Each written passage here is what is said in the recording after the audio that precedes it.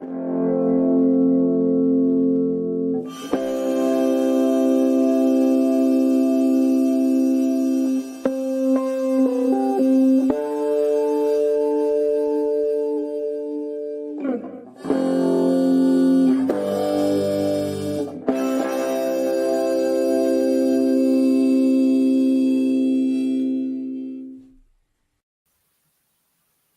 everybody. Welcome. And welcome to Locutors of Trek, Class L Probe, Photons and Forcefields. Let's launch a probe into it. We should destroy the probe. Phasers are armed and ready. I don't think we're going to destroy the probes tonight, actually. I think we're going to just do what Picard said, and we're going to launch a few probes here. 3 probes, in fact. Because, this is the Class L probe, where we do deep dives on the topics we discuss, or argue about, I should say, on Debate 9. Mm-hmm. We are your hosts, Plain Simple Tailors, a.k.a. Dave and Davin. And with us is almost another host, really, for this segment. With us, as always, on the Class L probe is Adam Woodward, Enterprise at 8, and other live long and podcast things. The banner we now fall under, so we're all one big family now. I love it. We've been absorbed. We've been assimilated. Emissilated. That's right. It's imperial. I don't want to be emissilated, but it happened anyway. When was your last Debate 9, actually? Was it you? How long ago? It was me. His cousin Dave was on that one. Oh yeah, right. Okay, good job. And he won. Whoops, I spoiled that one. We'll go watch it anyway. Okay. Everybody, it's still good fun. I spoil things all the time by accident. I say. Does anyone want to go first with their probe? I'm good. You're good to go? When do you guys go? All right, let's start with. Well, we'll start with. Who's this one now? That's Dave's. Let's go with yours, Adam. Sure. Are you writing it up or? Yeah, let's launch a probe. I love it. Does the Federation's rehabilitative model make them soft on crime? That's what we are going to discuss here. Why don't you start us off, Adam? All right. This is something that I find particularly interesting. And I personally love the idea of the rehabilitative model in general. I think that, that's what we should be strived to be doing if you punish somebody for a wrongdoing against society or whatever it might be. And it's not working in today's world. Granted, I don't think we're a model for that happening. However, I looked at this question, Davin, and I thought, do we have a reason why it's not working under the Federation?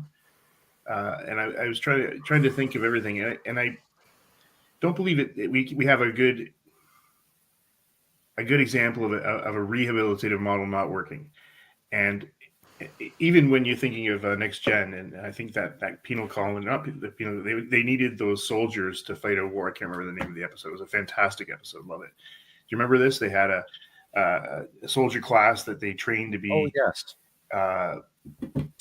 super soldiers, essentially. And when they brought them back into society, sequence. And they couldn't assimilate back and committed crimes, and they were then cast aside, which. Maybe it doesn't fall directly into this, but I thought it was a wonderful example of casting something aside without trying to rehab them back into society, which was just wrong. So in that case, the society did it, or the government did the action rather than the people.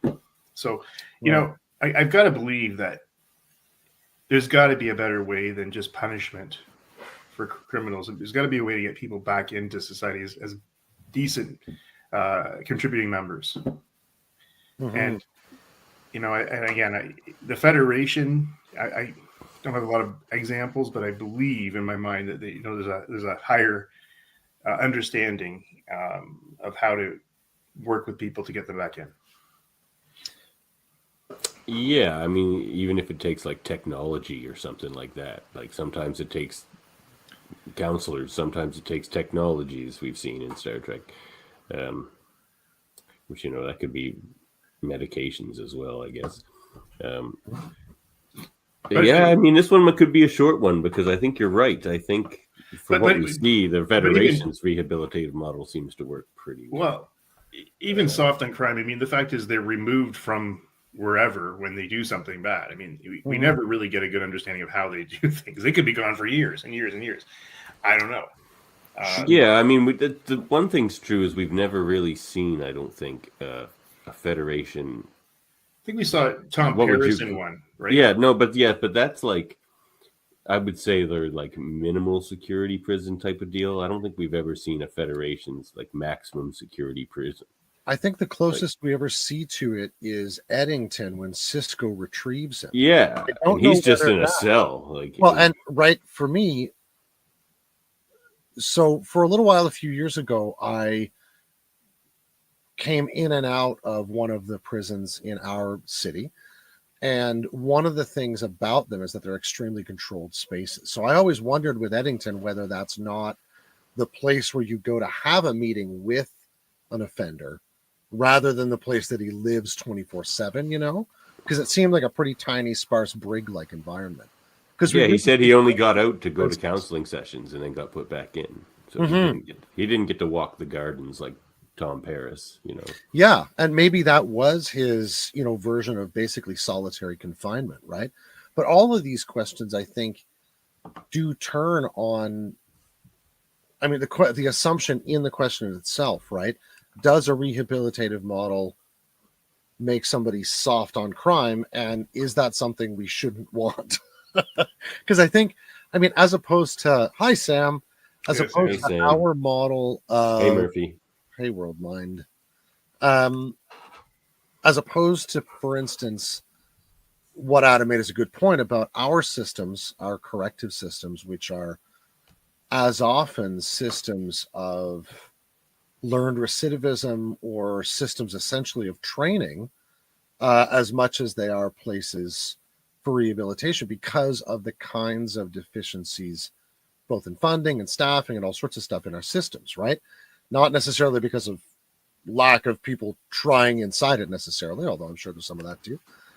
But it looks like to me that the Federation would have had to glean some of those lessons, for instancing, like looking at Vulcan ways of resolving conflict or criminal actions. And I think they prefer what you'd call a soft on crime approach from a 20th, 21st century perspective as a matter of course. Absolutely. Right. Like they can see and they know that there are Rurapenthes and Cardassian prisons out there that are still doing that stuff just happily.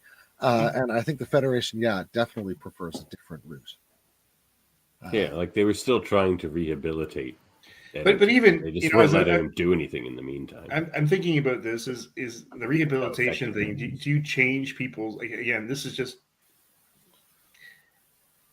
when you're changing somebody through technology or through behavioral modifications, then you're changing the person as well. So that's interesting. So do you allow the person to stay back in prison forever because you don't want to change them, but at the same time, there's necessity to change. I mean, it really goes to the punishment and the crime. Like what fits? Well, all right. So let me throw this out there then, just to complicate matters further. In a dialogue of Plato, the Crito, which is when Socrates has already been imprisoned by the Athenian government, they ask this series of questions about. Is this before or after he says, "Build a statue of me or kill me"? Oh no, this is after, because that would be in the Apology, precisely, right? And he literally says, he doesn't say build a statue, he says, "Give me a pension, 3 square meals a day." Honor me, essentially. Honor me or kill me.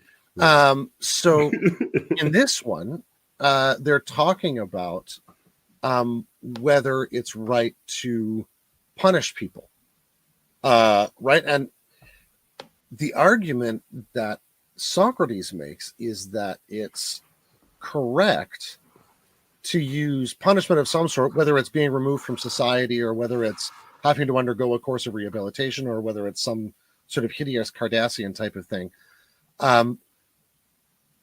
is valid if it has an actual corrective purpose that not only benefits the society by getting you to like stop that, but benefits the person by allowing them to reorient themselves toward the pursuit of the good.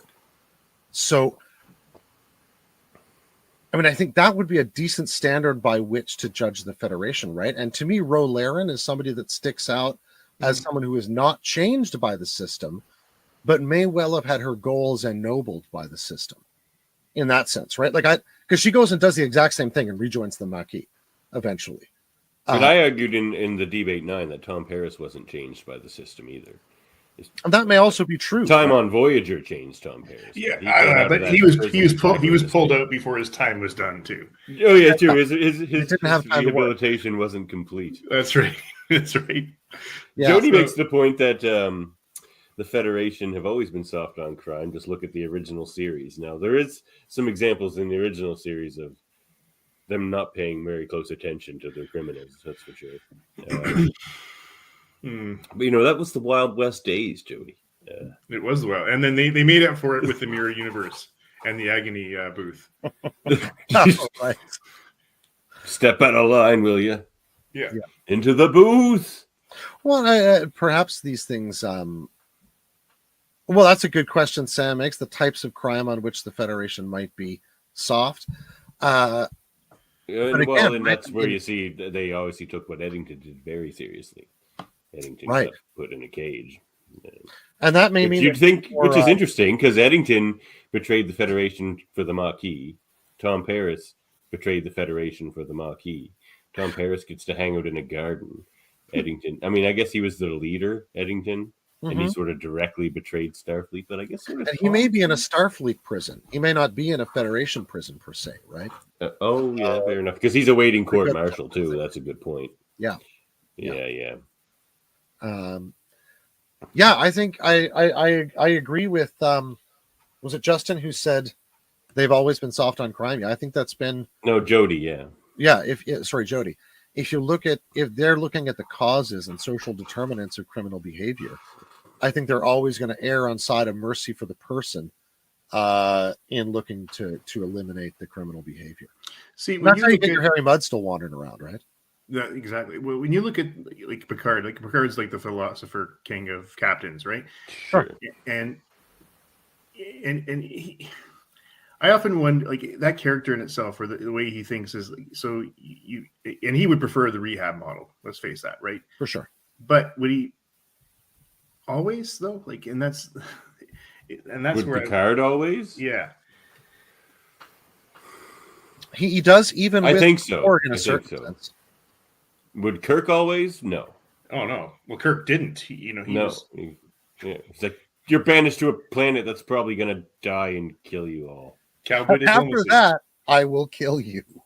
That's right. With my spaceship, right?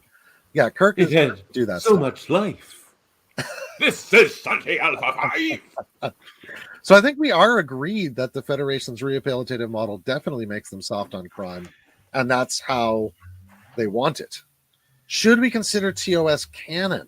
I think we should, Sam. It was just the Wild West days. You just got to look at it that way. Like they still had their shit together better than in the NX era, the NX01 era. Yes, they did. I mean, That is They true. learned some stuff along the way. I agree. I mean, the TOS era had a lot more lunatics running around, but that makes more sense because Archer and them were out there alone basically. And by the time Kirk and them are running around, Earth has sent a lot of like wackos out into space. Mm-hmm.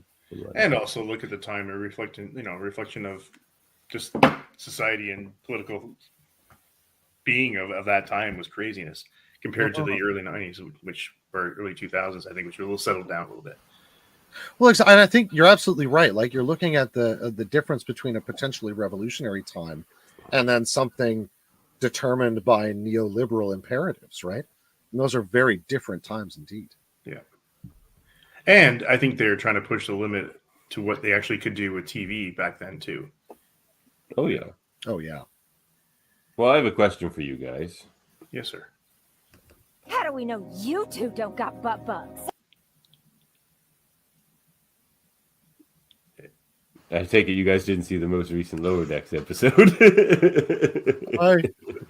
I can't. Was that episode 5? I did watch that. Yeah. That was good. Like the conspiracy alien bugs that were actually more like mouth bugs, but in Oh Lower no, Decks, I they're have the not butt seen bugs. this one yet. It must be episode 6. Oh, this one's an amazing episode, my favorite one. There's so much good stuff here. I guess I should stop using these clips then, because I'm gonna use one more. So I'm gonna spoil you with one more clip at least.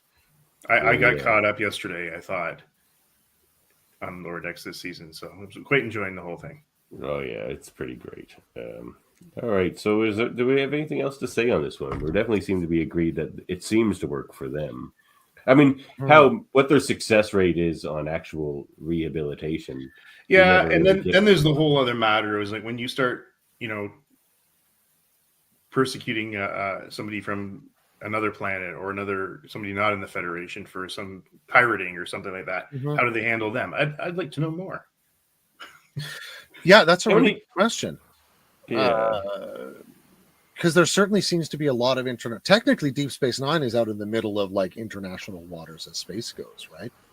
Because the Federation does not extend all the way to Beja or even all the way to Temecula or wherever it's called, right? Yep. Anyway, yep. Yeah. Oh. Sure. Love to come in. All right, Adam's coming in on Thursday. There you have it. For the Lower Decks reviews. Everyone check those out. The Lower Decks is awesome. Yeah. So I guess, I would like to see or like have a number or an idea on how many people actually just stay in these Federation facilities because they can't be rehabilitated. Well, and then it's just a matter of how they treat them. Is it just a nice like Paris, get to walk the gardens every day? Or is it a rare pente, where you're going to go outside and freeze to death? Yeah. Right. Yeah. And I wonder if there wouldn't be things like diversionary stuff for people that wanted to live a crazy life and say, fine, you want to go live a colony on a really hard world? Oh my gosh. Colony, Moriarty, put him in a little cube. Yeah. It's not right. Like a good. Sorry, go ahead. Well, I was going to say like a friendly version of what they do to Chief O'Brien in Hard Time, where they make him have 20 years in a horrible prison for his punishment. But you could have somebody have 20 years in 5 minutes of, good therapy and rehabilitation and peace. Right. See, and this was why I wrote the question about the Federation, whether the Federation should adopt that Argrathi technology, right? Because I think if you want to get like fully soft, like flaccid on crime, then you want the Argrathi method with in a good way, values attached. Yeah. Right? Like literally just shove somebody through 20 years of therapy in 47 seconds or something and let them then come out the rest and live their life to the fullest because they've actually been rehabilitated. Right? Like that almost seems a disservice to society to not do that if you can. For the individual and for the society. Like you can get a contributing member back into society in 5 minutes instead of 20 years or whatever. Yeah. And then we can bring in the language of ISO cubes from Judge Dredd, which just makes this perfect. 5 years in the ISO cubes for you. So I think, do we want to answer this question? Does the Federation's rehabilitative model make them soft on crime? Dave? Gloriously so. It does make them soft on, but in a good way? Gloriously so, yes. Okay, what do you say, Adam? I think I don't really agree with the term soft on crime, but that's just how it was worded in the debate. Yeah, I think that I would agree. Yes, the answer is yes, but just gloriously so. Gloriously so. Yeah, agreed. It's not punitive at all. Well, it is in the sense that if they could use the Argrathi technology, it would be even less punitive. Sure. Yes. But that's maybe they get there. Who knows? I mean, that was new to them in Deep Space Nine and stuff. Yeah. Yeah. Okay. But yeah, I agree with you guys. Gloriously so. All right. Let's launch another probe. All right. You or me, Dave? We can do mine. That's fine. I like that one. It's a great question. All right, let's launch another probe.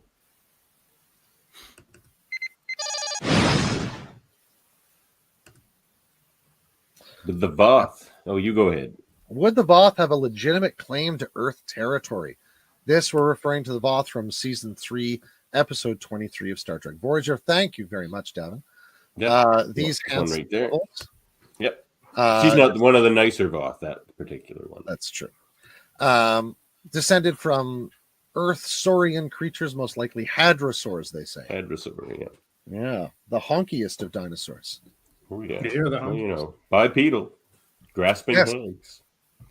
Yeah. Now, one thing I want to say about the Voth before we get into this question is they've been evolving as essentially, you know, humanoids for close to like 60 million years, or they say 20 million years in the show, but I think that's just their recorded history they have left. Yeah. It's the history of when they left Earth. No, because their history doesn't include any of that. Right. They want to believe that they're from It's the up Delta 24 Quadrant. million years ago, yeah. Yeah, they want to believe they're the first Delta Quadrant race, when really they're probably just the first Alpha Quadrant race, and that seems cool too. I don't know why they're so upset about that, but you know, whatever. It's not doesn't fit their narrative. But anyway, so yeah, as Dave said, they left Earth at some point in our very distant past. So were they to return? Well, I think so. I think You know. the date would be at the very latest they left Earth 65 million years ago. Right? You can assume maybe from a catastrophe, like fleeing some sort of global catastrophe, or else why would you leave with your entire species? And a global catastrophe did end the hadrosaur's existence. Yeah. So, yeah. So that adds another little layer to it too. It's like it's not like they just like kind of left and sold the house like Jody argued in the debate. They were probably fleeing something. If I was gonna sort of drop this as like a preamble to this, I guess my thinking here is this has similar questions to the change of peoples on the face of the earth, right? That we've seen many, many times over centuries, right? But when we take it out and extend it to like 65 million years in science fiction, it takes on peculiarly like stark proportions, right? Like, does the Gulf of Time have any effect on the ancestral claim? And if they have a legitimate claim, if we could say that they did have in some sense, what kind of claim would that be? Like, what kind of presence would be appropriate for the Voth, either in the Sol system or on Earth?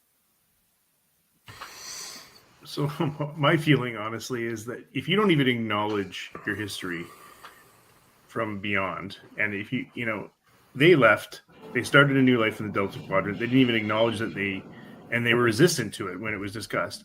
That one particular. Well, wasn't that one particular like the elder? Yeah, she was one of the elders, but say they did. This question is almost like say they did. Say they returned and said, "You ever see V? This is our home." Right? You ever see V? Yeah, yeah, fair enough. Because I guess, you know, and imagine like maybe this is just some offshoot group of Voth who are like, well, if we know where we come from, you know, to heck like with that scientist, like who was. Let's go through it, right? Let's hit the wormhole and get there, or let's find some Borg transwarp thing, or they have transwarp anyway, don't they? Let's get there. See, my belief though really is that sure you can show up, but is it coming from the standpoint? Hey, we know we have a history here. We'd like to know more about it. Can we come? Because there has to be a permission given. Or you're conquering. Right. Okay. Right. Now, this is a great point. The manner of approach would determine a lot, right? If they're coming in guns blazing or just making demands. We were here first type of thing. Right. Right. Before time. I mean, before time. The only mammals around were little shrew-like creatures. We've had like how many, extinction events between that and this, and there was this orange brontosaurus. Man, he was great. Not to mention, like they probably lived on Pangea, And it's Pangea, just like, so it's just like, where do you put them? It's just like, your continent's gone. Yeah, like, Put your would face, there it doesn't matter. would there Yeah, be it's any like- meaningful relationship to Earth as a planet at this point, right? Like, the climate's so different. for sure, And Yeah. even the makeup of the it'd be much the colder. atmosphere in the air. Yeah. Yeah.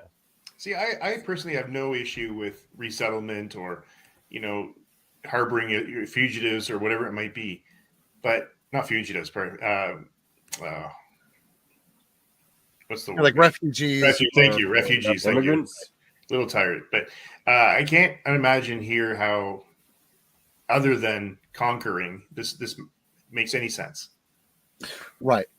Well, and it's a different question as well. Would they have legitimate claim to Earth territory? And No, because Earth didn't even exist. It's like all you're saying is that we have ancestors way back, like again before time, and now we want to claim that. That's a little bit off the charts. I mean, they're also kind of a homeless species that just sort of roams, from what we can tell. We never hear of a Voth homeworld in the. Well, that sounds like a refugee then. So yeah. Yeah. or no- And well, that's another question altogether. Should humanity welcome a lost species of Earth home? I think that Dave's question that's about awesome, and we should find a place for you because it's great to have you back. Part of our genetic lineage. Like they say, Sure. that like the genetic markers between humans and Voth are like so close. It's like, it's just. But I mean, I could see that, say, constituting, why don't you take up an orbit between Earth and Mars, right? Sure. And we'll establish diplomatic contact. I can see Adam's point that doesn't necessarily mean, sure, like, here, have Wyoming, for instance, and like, let's just keep on moving, right?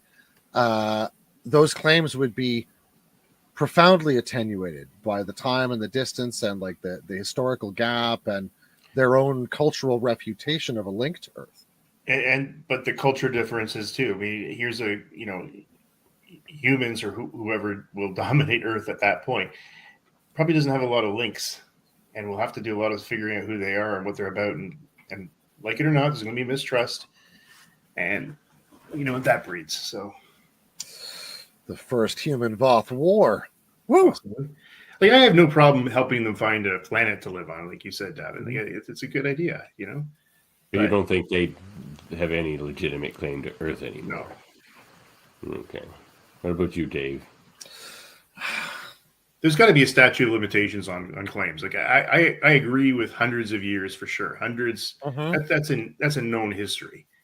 But Well, Right. Well, what if it was like Dave said, though? Sorry, Dave, to interrupt, but like No, go ahead. you were saying about it just being a small offshoot group. Like, what if, like, say, then they're a group of refugees. You Yeah, find a place to exactly. live. but not on Earth? If it's a small group, containable, Yeah. sure. Yeah, sure. Okay. So And I then, guess yeah. for me, there's, and this is like where you get to like the science fiction end of legal precedent. What precedent would be established by the fossilized remains of their contemporaries The hadrosaurs. from when their ancestors had left Earth? Oh. Right? If they're like, well, we buried our folks in the backyard, that sort of means we lived there too. I guess, I mean, like, I think there's no way to legitimately claim, like, you just have to give them Earth. That's craziness. That's absolutely crazy, right? Yeah. There's an inhabitation and all the other stuff, development of a new species, whole thing. But yeah, I think there might be, in terms of respecting who they are, I think that there'd be a real interest in establishing diplomatic relations, at least to bring an embassy or something, right? Yeah. I think that'd be a species the Federation would love to have as well, because they have crazy technology. They do 20 million years of. Yeah, advanced exactly, technology. right? Yeah. But you thinking about Star Trek, though, again, I don't think they've done a really good job in bridging the gap between anything other than humanoid. But we first of all, I mean, Devin, I think you heard last week's Enterprise 8. My problem with that episode was that we still didn't see who the damn Tholians were. I want to see them, for crying out loud. And but we don't have good relationships with them. We don't have good relationships with the Shellyak. We don't have good relationships with the Horde. We don't have good relationships with anybody except humanoids, I guess. Yeah. So. Yeah, and the Horde are the best ones. I think that the Federation has relationships with. You're right, but even the Medusans and all sorts of things, right? There are certainly still very clear limitations to humanoid, like empathy and cognition and those things. Right. Yes, and I understand it. I mean, it's hard enough for us today on Earth to like people who are like us, for crying out loud, different color skin. But can you imagine having to bridge across now? Species? A cat. Instinctually attack. Doctor Who. Remember that Doctor Who episode with the cars? And it's fantastic. The cat people. Did you win the bet, Sam? Murphy says anything beyond 10 generations of lives. Well, yeah, there you go. Oh. Or extinction events. Well, and extinction events is a big one, and sure. continents being gone. Yeah, and split. See, that's the thing. See, I'm kind of the mind that Earth should probably try to accommodate any reasonable amount of them. Like, you wouldn't want to overpopulate the planet because there's probably billions and billions of Voth out there. Mm-hmm. But like any reasonable amount of them that want to settle on Earth, I would probably lean towards considering them citizens of Earth. Well, no, I mean, there's another human cultural principle we can put into the mix, right? The First Nations peoples are famous for asserting that any action we take should be planned with reference to the seventh generation beyond us. And so now I'm falling onto Adam's side of the point here, because if these hadrosaurs or hadrosaur humanoid relatives were departing Earth entirely because they knew basically all life that was able to support them was about to end, and 7 generations out, possibly they were just going to be out, say, past, who knows, Vulcan or something, then maybe their plan was never to return, and so any kind of claim would be forfeit. Even any tenuous claim. Since their plan was to leave the planet to its own devices, and for their 7 generation plan, it's to head out away. It's like, peace out, you're shit out of luck. Good luck. This place has just gotten too crazy for me. So interesting. So we sort of beg to differ a little bit on this one. Yeah. A touch. That's a beautifully thorny question. Mm-hmm. It is. All right. I just can hear the answer. We're taking claim. No, you're not. Okay. just what? Pangea? For a moment. Go for it.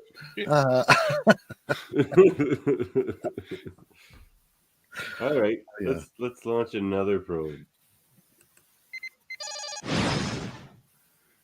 And why don't we get a one Bradward Boimler's opinion on this one first? The doctor didn't spend 7 years in the Delta Quadrant for you to question his agency. He's got rights. Is that true? This is a good question. Is the doctor a life form or just a highly advanced holographic facsimile? Yeah, this is a big one. I think this is one of like the big. And you know who's famously on the just a highly advanced holographic facsimile side is Garrett Wong, Ensign Kim. He thinks that the doctor was always just a program. So that's interesting. Mm-hmm. So anyone want to jump in on this one? That's why I never rose above ensign. I think this almost breaks down into like a few different questions, or at least a couple of different questions. It's just like, well, one, obviously, what is a life form? Mm-hmm. Two, is there a difference between a life form and such a sophisticated copy that it's basically indistinguishable. Mhm. Like, is difference? Like, Is there an what's a life? What's a life form? Well, I guess that also jumps into what's a life form, I guess. But well, so do we import a definition, or do we try and interrogate Trek in its own terms about what a life form is? I think they do a fantastic job asking this question over and over and over again, and I always love it. Always love it. Yeah, exocomps. Measure a man, measure the man. You asked us to seek out new life. Well, there it is. There it sits. Yeah. The Horta again returns as another example of a unlikely looking life form. But it is experience what creates that. That's almost what they lean towards in Voyager, because there's a lot of Doctor holograms, like Mark IIs or whatever they're called, Mark I's. But the only one they treat like a sentient being is the Doctor. So, like, is there if you turn a Doctor an EMH on, is there a certain time limit at which point it gains the rights of sentience? Well, that's a good question, because I mean, in some sense, I think the Doctor defies some of Trek's earlier definitions for life. Because remember when we get the little crystals that live in the sand layer? In home soil. Yeah, home soil. Thank you. The bags of mostly water. Bags of mostly water. That's great. And they give a beautiful, succinct definition of life there, which I think we probably find in lots of biology textbooks now, which is that it engages with its energetic environment by intaking and excreting, right, in some fashion, outputting. It reproduces in its kind, and it has some sort of self-organizing going on, like an embryo or that sort of thing that is happening, right? And the Doctor as a hologram, absolutely. You make a wonderful point. But a tree still fits all of the definitions that Picard or whoever it is uses in home soil. It doesn't necessarily have self-reflexive consciousness. At least I haven't observed a tree doing any of that. Maybe it does, and they're just very quiet about it, or it takes a long time, like Tolkien says. But should I change this to, is the Doctor a sentient life form? I think your point about Voyager is that they're always asking, is he sentient? Because in lots of ways, he isn't a classical life form. He can't reproduce. Yeah, he says he's not alive all the time. Right? Yeah, he says, how are you going to kill me? I'm not alive. Good luck with that. Right, because he doesn't have a body to kill. Right? So, but is he a life form? And I think it comes down to, does he have a real, is he a hypostasis? Is he an independent being that has a consciousness of its own, right? Well, here's another way to look at it. I'm changing it. Sentient life form. It's a dangerous question here, but if technology keeps me on or keeps the Doctor on, and once I switch that off, it doesn't exist. A tree lives, I live, a virus lives, but sure. But well, what does switching off mean? I mean, when we're switched off, we stay off.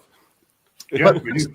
Subject my brain to sufficient anesthetics, and you inhibit consciousness. Right? Well, what's a dangerous question? Why it's Yeah. Right. There are these two fascinating scientists. What is it? No, I've lost their friggin' names. One's a lovely British guy, Roger Penrose, and Stuart Hameroff, who propose what's called the orchestrated object reduction theory of consciousness, which posits that consciousness is essentially a field effect that operates in the brain via sets of non-local relationships, so that parts of the brain will light up, say on an MRI, that aren't physically proximate to each other, but they'll do it at the same time and somehow look like they're in a relationship to each other. But their argument is that there are these wee teeny structures called microtubules in the brain that are capable of determining the wave function of particles such that they set a state event, which could be like saying there's a synapse firing that can be interrupted by anesthetic. So their argument ultimately, or in one interpretation of their argument, is that the brain is a transceiver for consciousness as a field. And when consciousness is inhibited in the brain, what's really being inhibited is literally that field effect, which is self-reflexive in the way that we experience ourselves as like a consistent, like self-related consciousness. So could the doctor be a potential transceiver for a field called consciousness? Just to throw another monkey wrench in the works. Right. Or like when you, I mean, it's interesting about because he's photonic. Yeah. But that's just his physical form. But we never really see him. Well, I guess sometimes he pops up on us, or does he? Do we ever see him do anything or hear from him when he's not in his physical form? Yeah, he talks on screens all the time. But is he standing in the sick No. bay in his physical form at that time? Physical form when he's doing that. No. Okay. Yeah. Okay. So the doctor is just in like he's just software somewhere. He is The physical software. body doesn't really matter. And somebody could have programmed his personality. Right. Now, Somebody did. Somebody Right. did post it. Okay, so it didn't evolve. This is what it's a total program thing. But that's what they argue in the whole Voyager. thing Did that he the audio evolve? is But, like, kind. they left him on longer than it was ever supposed to be left on, and they argue that he Right. did. I remember this now. yeah.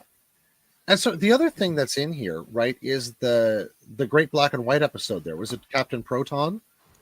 With Where the the holodeck photonic is- beings. Right. It's invaded by photonic beings Yeah. who clearly understand themselves as life forms that reproduce in their kind and do all sorts of things. But their body may not be the same kind of photonic body as the doctor's, I suppose. They're funny. They're like, of course, like all life is photonic. They're like, what are you guys? Like a simulation or something? 'Cause you're not photonic. Murphy And makes a maybe good we're point. looking at here. yeah, I think Murphy may be making a point that like it's an emergent thing. Sorry, go on, Devin. Well, he's just saying the holodoc being able to react to things beyond its initial programming lead me to believe it's a sentient life form as it's able to react and evolve. Well, I don't know how you can say that Data is a sentient life form and and the Doctor isn't. That's the thing. Like because he's what positronic, is that like the artificial definition of a life form? It's All they've it's done life form. is basically create a body for Data and being able to dump that consciousness into it. Yeah, like Data's parts are like set components. Like you can't remove Data's consciousness from his body like you can the Doctor. Except when we see You Lal can remove his head. down, when we see Lal breaking down, we do see, or we have a narration of her consciousness dissolving as well, right? Or at least her bodily substrate for that consciousness. So I'm going to throw in one more ancient dude here. One of my favorite dead best friends is an Egyptian guy from Wolfville, Egypt, Lycopolis, called Plotinus. He moved to Rome in about 200, died early before that, died about 270. Anyway, he writes in the first tractate in the order 1-1 Ennead, called "What is the Living Being?" That for him, right, he talks about this union of a living principle or psyche, a soul, and a soma, a body, right? But he says that the living being, ta zoon anthropon, is actually the confecting of the two. It's not just some disembodied spirit or life principle and a lump of matter, right? Because if your finger gets cut off, and it stays that way for a while, it's not really a finger anymore. It's just a lump of what used to be a finger, right? So could we argue that it's actually the moment of contact there, as Murphy maybe made the point? It's that moment of contact. It's not just that he's software and hollow projectors, but there's something in that which has the consistency of a living, sentient consciousness. I would argue it's still a finger. It's just not your finger anymore. You disagree with Aristotle in the Degeneration of Animals. Yeah, Old positions. Me and my old boy Ari. That's right. Yeah. Uh, Yeah, so my question, I guess, that I don't know if we really answered is there a difference between a sentient life form and a facsimile of a sentient life form? Like, it's the only difference is one is biology and one is technology, I suppose, right? Like, if it, as Murphy says, can evolve and go beyond its initial programming, which, what does that mean? Like, is it because, we have computer learning now, computers that can learn, and so, like, how close are we to a sentient computer? well, apparently a Google machine asked for a lawyer, as that guy claims. Well, because if, like, learning and being able to, like, because you can have open-ended programming, I guess that's what computing, like, what do they call them? What do they call them? Evolutionary programs? Is that what they call them? Sure. Yeah. Learning algorithms and things. Yeah. So if that's the standard. Here's a question. Let's just get away from Star Trek for a second, but go back to 2001. Okay. And Hal. Mm-hmm. Hal, yeah. Sure. Was scariest villain, one of them ever. Terrifying. Oh, yeah. Right. But he was turned off. I can't do that, Dave. Mm-hmm. We just happened to have a Dave here, so that line worked awesome. Sorry. Go ahead, Adam. Yeah. Dave's not here, man. These are the Daves I know. Sorry, but Hal, derailed you hard there. So take away the Doctor and substitute Hal. Like, same. Well, Hal's evil is shite too. So, yeah. Well, no, he's not. I guess he's just highly rational. I think he's just trying to like the way Skynet is, and the way Master Mold is in the X-Men. It's just like, sure. It's like fantastic. Humans give rise to the problems, then we have to get rid of the humans, and then the problems go away. Yeah, right. And we're never going to resolve it in the next 12 minutes. But I mean, if I catch what you're saying here, does the behavior of the thing, and maybe this is the Turing test, right? Does the behavior of the thing, like a consciousness, exactly indicate that a consciousness is there, or is it a philosophical robot / zombie? So we like the Doctor. He does things for us. He fixes people, right? And he's got a personality and likable, blah blah blah. But then you take Hal, who had a different opinion about what humans were in that space station. Okay, so I counter with this. So is Hal so coldly rational that he can be disregarded as sentience because it just seems like even beyond Vulcan level of rationality? So it's just like it almost seems more like a computer than a life form's.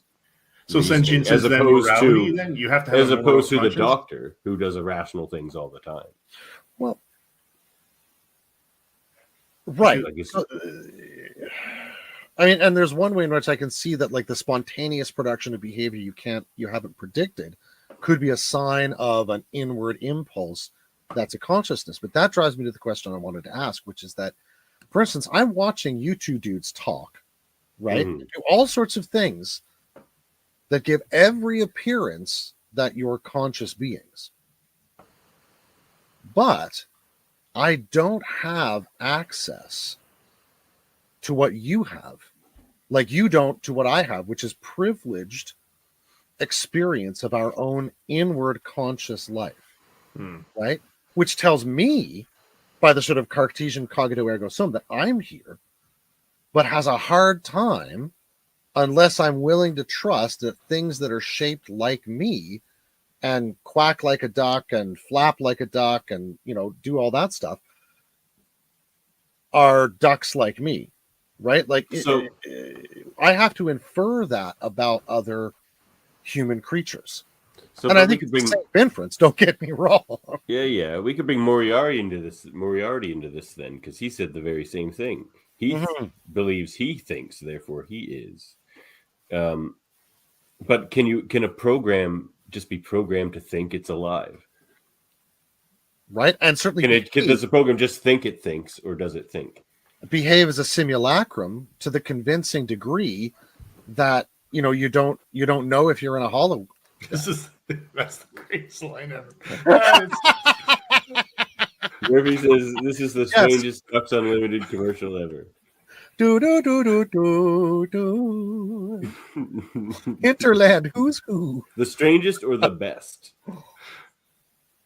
Murphy also says one is physical, one light. Both experience and interact with their surroundings. A chair or table wouldn't interact with the Aha! environment. An environment interacts with it. Interaction. So you're, requires light. yeah. Interesting. Yeah. That appeals to the sort of principle of motion understanding of life, which ultimately comes, and it's the first articulation I know from Aristotle in either his De Anima or his physics. But like that's a beautiful point, right? Because plants have motion in their own way, in that they reach for the sun and they grow roots and stuff, and so do other animals, and then all sorts of things. Whereas, a chair or a rock don't necessarily seem to have the same kinds of inner impulse, right? And I think there's levels of sentience that we don't quite respect yet in our society. Like people don't give plants and lower animals as much credit for sentience as they should. Like some don't even think they are. Like some draw sentience, the line of sentience at like humans, a couple primates, maybe dogs and dolphins. Yeah. But like I don't think that's right. Hey, Davin, can we just I would make an argument for plants. come back a bit though? Like I think that I want to explore this a little further because Davey, you did a great job expanding what I was thinking. But He does that. the whole morality part of that being, I think, really plays into this because you guys brought up, Davin, you said Skynet. Yeah. Skynet and HAL are basically the same thing. Sure. So you'd want to close them down. They're going to hurt us. And it's easy. Well, then you have an enemy, sentient or not. You have a deadly threat to your existence. Unless you can turn them off. Right? But in this case, we like the individual. We like data. We like whatever else would come along. Not lore so much. No, we don't like lore. Hey, guess what happened to lore? Yeah. Right? Constructed of an airlock or whatever. Yeah. Or whatever. Yeah. I just think that the acceptance goes as far as we like them. And yeah. Well, in the Star Trek sense, too, like the question of sentience, well, we can take it back to the Measure of a Man again. Like Picard just turns to the guy trying to get data. What's his name? Maddox. Yeah. Maddox, yeah. He's just like, prove I'm sentient. And his answer to Picard is kind of shitty. He thinks he answers the question, but it's not really. He's just, he's like, we all know. Well, he basically just says, we all know you're sentient. And then, or what did he say? He's like, oh, because he says you think and you're aware of your existence and all that stuff. He's just like, Data's aware of his existence. Is he sentient? Like the doctor's obviously aware of himself. Yeah, the question of that, of like what constitutes awareness, I think is the fundamental question, right? Because even if a plant doesn't have rational cognition or like discursive reasoning, it may still have like a self-presence that would be a kind of awareness of its own existence, right? No, I mean, like I'm sure a fish or a dog does, right? Some plants try to be aggressive when you threaten them. I mean, right? Yeah, absolutely. And that spirit of life, that conatus, is you see that, I think, in Data struggling to preserve his own existence, and in some ways I think we see the Doctor display that as well in some instances. I just have, if we go ahead, go ahead. No, I had run out of things to say. Go ahead. I was like, okay, train of thought just went. Well, I was just gonna say, I feel like we all agree that the Doctor is probably a sentient life form. I agree. I totally agree. Yeah. Independent of our certainty of how. Yeah. And that's a really interesting intuition as well, right? Or how to define that. Even if, well, I guess that's my sort of little follow-up question is, if the Doctor is a sentient life form, then what are the other EMHs? Yeah. Maybe larval sentience? Who knows, right? See, that's an interesting thought. And turning them off for extended periods of time But we then respect larval sentience. right? Is it ethical to leave them off if they could be sentient? Yeah, exactly. Or have them do anything unless you know there's like a certain time at which sentience begins in their existence. Yeah. They're in a real murky gray area We there, just I talked think. Starfleet out of using holographic labor as Ever. Yeah, I think we did. I think we've done that here. But I suppose That's a we've just appealed successful to the show, data fellas. precedent, essentially. Right? We just We've saved appealed to that. holographic lives. Nice. Holographic lives matter. They do. They do, because they're If sentient. in fact they are. If in fact they are sentient, and not just a highly advanced holographic facsimile. But even then, maybe they matter. Well, That's the difference. You remember Picard when the androids at the time, and whether they're sentient or was it just a workforce? I'm not sure. But took and blew up Mars. Yeah. And what happened? No more androids. Mm-hmm. And I think you make a lovely point there, because when that interviewer was interviewing him in the first episode of season 1 of Picard, she says, is it Hashtag leave all those on. But or leave them off. She says, why did you want Starfleet to commit all of those resources to save Romulan lives? And he says, no, they're lives. Right? And possibly the best line of the whole show. Yeah. That one, and even gods have favorites. Oh, yeah. I love That's a pretty great line. Yeah. Mm-hmm. Yeah, I guess leave hollows on or off, just in case. But it says, I think Picard said it best, maybe, how we wrap up here, is he can't say, he wouldn't be able to say if the Doctor is sentient. He can't say if he is, but I think he would say the Doctor has as much right as he does to try to figure that out for himself. He would say that. Yeah. So I think that's until Picard felt threatened, and then he just put him in a cube and let him live his life out. Yes, again, with his intent, he was a little bit of a sneak and a villain. So, man of many ways. Mm-hmm. Hey, Davin, before you wrap today's up, can you can we answer? I'm very curious to know what you guys think. Sam's question there: what is the best season of Star Trek: Next Generation? Oh, I didn't see that. Where is he? Oh, there it is. Gosh. Sorry, Sam, I missed that question. The best season of TNG. I'm curious to see what you guys say. Wow. It's not 7. It's not 1 to 3, but 3 is good. 3 starts it. Yeah. 3, 4, 5, 6. I thought. I think for me, it's actually. Oh God, I almost want to look at it now. 3 had best of both worlds. That's why I say that. 3, so did 4. Yeah. Well. Yeah. Of course. But 5 into 6 has Chain of Command, right? Yeah. And season 5, episode 2 is Darmok. It's lower. But you can't tell the Next Generation story without the Borg, and that's why you need best. That's true. No, that's a fair point. I think it might be 5. Like, 5 was fantastic. Oh wait, but 4 has brothers too, right? And family. Yeah. Oh my God. It's 4 to 6, Sam. The end of 3 that started best of both worlds. Yeah.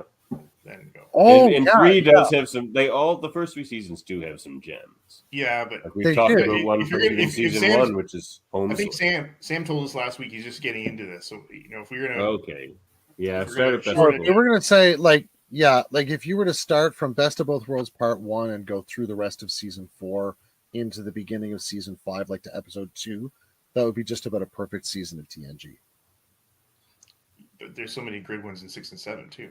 It's true. I'm looking at them right now. Like there's not like the definitive answer. Even the finale. I mean, you got to watch. Yes, you got to watch Encounter at Farpoint and the end. All right, fellas. So I'm going to shout We're going to answer this question for you. Actually, we're going to run the show long here. Episode ideal season of TNG. So I'm going to throw you like the 3 or 4 highlights from each of those seasons, fellas, and then we'll decide. How about that? Yeah. So season 4. Well, we agree it's not season 3, but season 3 does have some good stuff, like Who Watches the Watchers. Yeah. And the Defector, one of my favorite Oh, that's a great episode. Dang. Yeah. And yesterday's Enterprise is in season. Okay. Oh, yeah. What a Okay, great Sam, return. you got to watch yesterday's Enterprise too. That's too good. You might just start at season 3. Actually, it's pretty Yeah. good because then it comes into Best of Both Worlds, and then so season 4, the highlights would be. It's funny how we got distracted here saying "good job," but like the end of Best of Both Worlds, Family, Brothers are amazing episodes. That's 3 episodes that are just killers right off the top of that season. Yeah, and then Data's Day I think is a really great episode. Oh, Which was Data's Day? What happened in that one? Data's Day is the one where Chief O'Brien's getting married and he's talking to his like pen pal the whole time. I really like that he's one. writing. Yeah. And In for a penny, in for a pound. How And also, Yeah. yeah, exactly. And also The Wounded, which is a fan. Oh, Ben God. Maxwell and stuff. So that's and Why the Drumhead season 4 for and me? the Drumhead. 4. Oh, okay, season 4. That's fine. Yeah, I'll let go. I think I'm with Dave, but let's just check here real quick because I know 5's really good. We got at the end of Redemption. We have like Darmok, of course, Ensign Rowe, Silicon Avatar, Unifications Part 1 and 2. Oh God, those are fantastic. Dang. What's that one? Ethics, the one where Worf wants Yep, Riker to kill him. that's a great one. Cause and Effect, The First Duty. That's- Borg, Oh, The Inner Light. Okay, Sam, start Inner Light. at season 3 and just watch. Yeah. Yeah. It's all one good long season. So good Okay. 5 years. So it's actually not 6. So 6 suffers a bit of what season 7 suffers for a bit, which is I find where they sort of backed off on the seriousness a bit. Season 7 and season 6 got a little more hokey, except for season 6 does throw Chain of Command at you. Not hokey, it's still great stuff, mind you, but it's just slightly less serious. Like a more serious episode would be like Starship Mine, where that one's hilarious. That's a hilarious episode. That's the one with Hutch. Call Me Hutch. Call Me Hutch. I remember that one. Yeah, I would say it's 4 and 5. That's what I'm thinking. But Sam, if you're going to really do this, 3 to watch Encounter at Farpoint, skip the rest, and start. No, don't watch Encounter at Farpoint. You have to watch. No, you don't. It watch the offers finale. nothing. Yes, it. Oh, okay. Damn it. There is sort of the premise of the show in there. All right, watch it. If you could just watch the Q scenes, maybe. Yeah, that's probably The true. rest of Encounter at Farpoint is hard to stomach. It's true. Groppler Zorn. Grappler Zorn. Oh, Grapplers. Yeah. No, Groppler Zorn's kind of annoying. Oh no. Gets mad about apples. Oh my god. He just hates So I guess we sort of answered the question reasonably whether the Doctor is a sentient life form, but we don't have an answer for Starfleet, just what they should do with the rest of the EMHs. We got no advice for them there, I don't think. Other than Murphy's advice, keep hollows on. You know what though? We have we have sponsored a great debate 9 or Class L probe question. It was the Worf one. Ethics. Oh yeah. Should Riker kill him or not? Riker have taken Worf's? Yeah. Well, bring that one on next time you're on Debate 9. Yeah, Adam. I That is have a to really remember good that. Yeah. Right one. Like it's funny how some of the more obvious questions that they ask right in episodes we often don't think to put into a Debate 9. Oh yeah. I love that episode. All right, well I guess that's it here. We launched some good probes, fellas. So, Worf didn't let us destroy the probes, or we didn't let Worf destroy the probes, I should say. Nope. So do some pitches. What's going on in Enterprise at 8 there, Adam? Well, we're well into season 2, and actually started Canamar. Canamar is where we are, exactly. I like And- Canamar. That's a good episode. We've had some struggles this season with people with our rankings a little bit wavering, but now we're coming back strong midway through. I think, quite enjoying it. Did you like Canamar? I did. Happy to talk about it. One of my favorite guest characters. Mm. Um, You know what's so interesting is when you see the series in early 2000s and how many cross pollination between Voyager, Deep Space Nine was going on at that point in time and Enterprise. There's a lot of great cast members that are flipping back and forth and guest stars and whatnot. So really good. Oh yeah. The big surprise for me this year was Clancy Brown. oh yeah, I love that guy. Yeah, Clancy Brown's great. I would listen to that man read. That's the a very. He has very lovely tapestries. He does. Yes. What would you like to see? What would you like to hear him read? Oh, the phone book. Anything. Oh, yeah. Like, He's got a good voice. just start talking. Dave Huxley. Right? 555-5555. Remember when he was Sergeant Zim in Starship Troopers? I love that line. It was Oh great. man, Yeah. I love. And then he was in this series. I don't know if you guys see it. It was an HBO series called Carnival. Oh God, he was amazing in He that. was amazing in that. One of He my was also favorite this- series. I wish they'd finished it. Yeah. He was also the star of a sci-fi show I didn't think was particularly good called Earth 2. Oh, I enjoyed that when it was It- first it- on. It kind of went off the rails. Yeah, The with premise ant people was and things, and it was gonna get Yeah. weird. I really enjoyed the premise. Yeah, the though. premise wasn't bad. And he does make a great Kurgan. That's for That's sure. true. That's true. That was my first introduction to Clancy Brown, actually. And Surtur. He's still also the voice. Oh yeah, that's true. Those look like eyebrows to me. It's Crow. I also listened to check out X-Rated on Tuesday. Will be Savage Land, Strange Heart, Part 1 will be the episode we'll be reviewing on Tuesday. We're getting there. We're like just over the halfway point of season 3, I think. We're about to come up on the Dark Phoenix saga. And, we have guests from who created the show, and we're going to have another guest coming up here soon during the Phoenix saga. I'm not going to drop who that is quite yet. And also listen to my co-host Andre's Graphic Histories podcast, where he does interviews with people like Jim Rugg, David Cutler, who also is a frequent guest on X-Rated, Jed McKay, Ed Brisson, even myself. If you want to find out how I almost killed Stan Lee, you should check out that episode as well. Also check out Super Mater Brothers over there. They're probably doing something with Big Brother or Survivor or something tonight or tomorrow night. Who knows? It's most nights. Those things are on a lot. They do a lot of work. It's the season finale of Big Brother. Oh, it's a season finale of Big Brother apparently, Oh, so they're definitely all over that. So tune in for that. I know Sam will be there, won't you, Sam? He's Yeah, gone. well, He's already there. He's already there waiting. Trivial Debates, check out that as well. I hosted the last one. It was the All Music Edition. There's another one coming up like the day before Halloween. I don't know what's happening with that one. There was rumor it was going to be the second music one, but I thought it should be Halloween themed, so I think it's all up in the air. I don't know what Dave did. He moved the dates. It used to be the last weekend of every month, and now it's the third weekend of every month, which makes it difficult to attend. Well, it's got to be the last week of every month if it's the 30th. This month, I mean. It's this whatever. Anyway, I've missed a few. I'd like to get back in. Oh, you know what? It just occurred to me after all that discussion around next gen, Sam wasn't even there. What? He wasn't even there. Listen, Sam, we're just gonna have to. we wasted 10 minutes of airtime on But this. it's We're gonna never have to wasting. do It's never wasting talking about next gen ever. That's true. just- That's true. And it was a hard question to answer. So. And you know what? We're all one big happy family here now at the United Federation of Podcasts. More on that later. I just wanted to throw that up there to annoy Murphy. Anything else, fellas? Oh, It I was think great we're to be good. here tonight. Thanks, guys. Yeah, Yeah, nice to thanks, see you, Adam. Adam. You Nice too, to Dave. see you over there, Davin. Glad you survived the hurricane well. Yeah, I did. I survived that and the corona.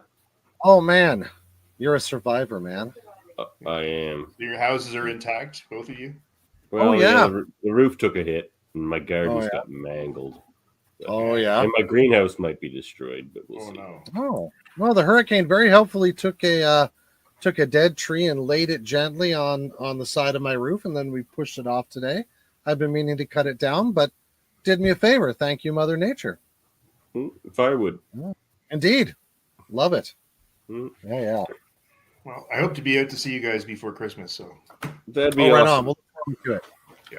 Right on. Yeah. That Right. definitely sounds good. All right. Well then, without All right. further ado, good night. end transmission.